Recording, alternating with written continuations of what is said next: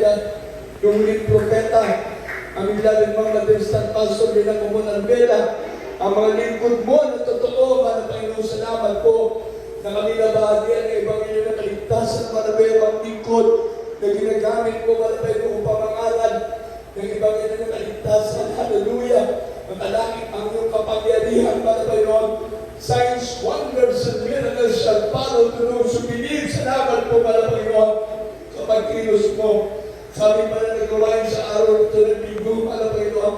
Salamat po sa mga buhay na patotoo, mga Panginoon, mga kapatiran, sa papuriyawitin ng choir, mga Panginoon, sa pagbibigay ng iyong po, at lumigit sa lahat, mga Panginoon, sa pagkilos mo, sa mga Panginoon, sa mga Panginoon.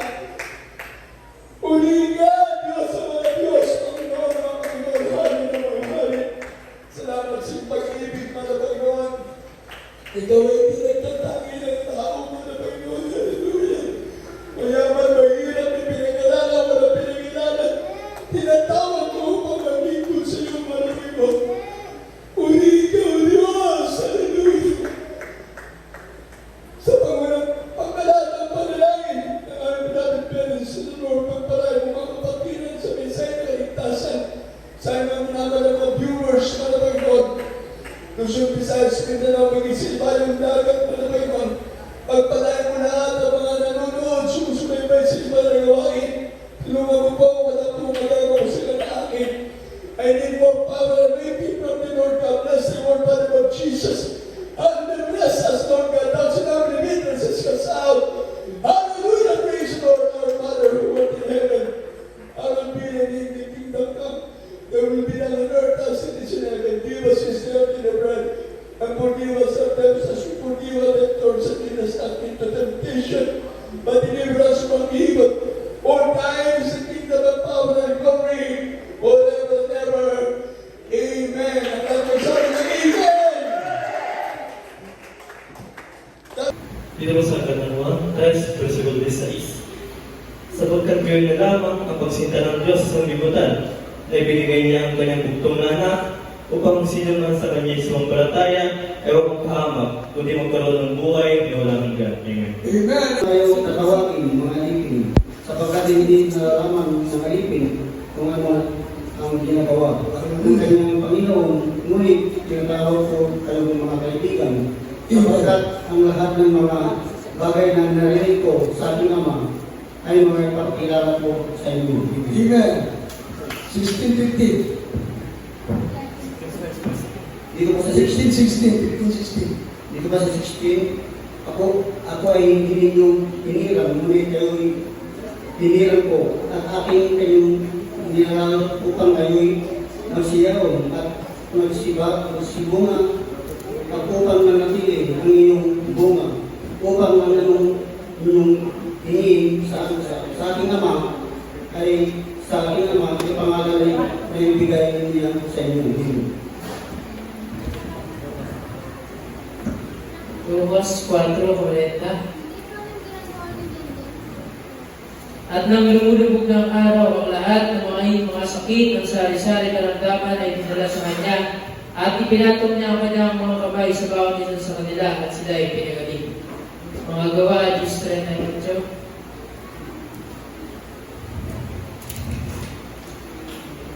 Lubos sa Pernamor, 10:38 ang talata.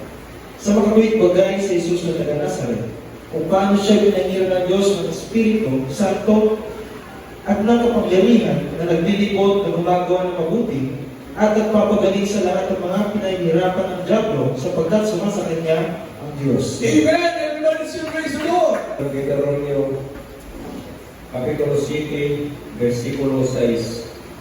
Sapagkat ikaw ay isang banal na bayan, Panginoon, sa Panginoon mong Diyos pinili ka ng Panginoon mo upang maging bayan sa kanyang sariling pag-aari. Higit sa lahat ng mga bayan na nasa ibabaw ng balat ng lupa. Hallelujah. Dito po sa city, hindi kayo inibig ng Panginoon, hindi pinili kayo ng dahil sa kayo'y marami sa bilang kaysa alinmang bayan, sapagkat kayo ang pinakamaliit sa lahat ng mga bayan.